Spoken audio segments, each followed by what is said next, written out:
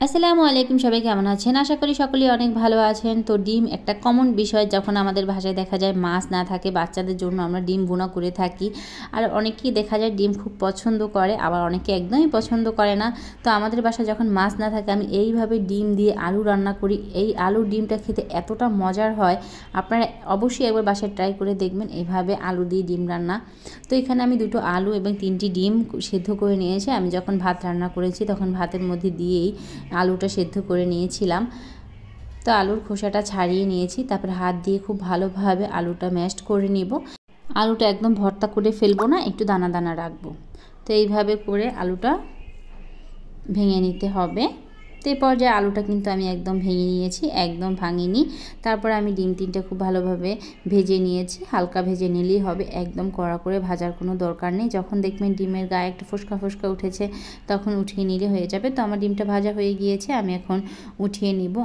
ডিমটা যখন ভাজবেন অবশ্যই একদম তেলের কড়াইতে ভেজে নেবেন, যেইগুলোতে আমরা মাছ ভাজি করে থাকি। না হলে রান্নার কড়াইতে ভেজে নিলে ডিমটা কিন্তু রান্নার কড়াইতে লেগে যাবে। এর জন্য আমি একদম তেলের কড়াইতে ভেজে নিয়েছি। তারপর এখানে পরিমাণ মতো তেল দিয়ে দিয়েছি পেঁয়াজ বাটা, আদা রসুন বাটা। তারপর একটু ভেজে নেব। যখন তেলটা একদম গরম হয়ে আসবে এর মধ্যে আমি 1 চামচ জিরার গুঁড়ো দিয়ে দিব। একদম গরম তেলের ভিতরে এরকম যদি জিরার গুঁড়োটা দেওয়া হয় তাহলে জিরার একটা ভাজা ভাজা খুব সুন্দর একটা ঘ্রাণ আসে, যেটা আমার কাছে অনেক বেশি ভালো লাগে। তারপর সব কিছু একটু ভাজা ভাজা করে নিব। এ পর্যায়ে আমি এখানে দিয়ে দিব 2টো তেজপাতা।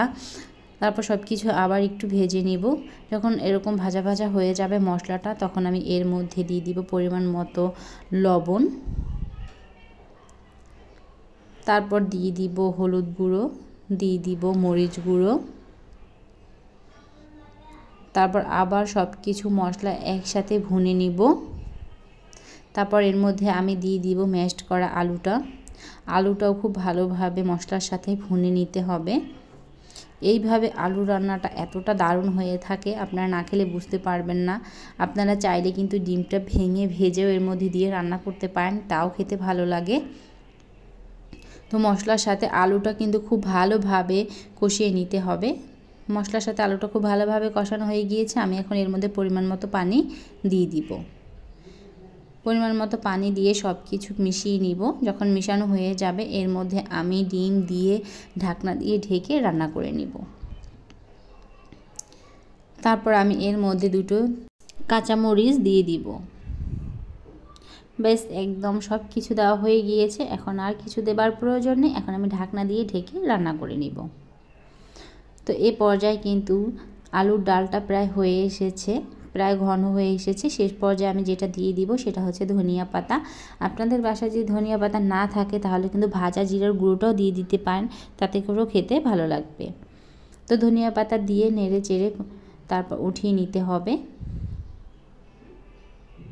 তো এই পর্যায়ে ডালটা একদম হয়ে গিয়েছে, ধনিয়া পাতাটাও প্রায় সেদ্ধ হয়ে গিয়েছে। তো এখন আমি এটা উঠিয়ে নিব। তো তৈরি হয়ে গেল মজার ডিম ডাল রান্না। আপনারা এভাবে একবার ট্রাই করে দেখতে পারেন, আশা করি ভালো লাগবে। তো সকলে ভালো থাকবেন। আল্লাহ হাফেজ, আসসালামু আলাইকুম।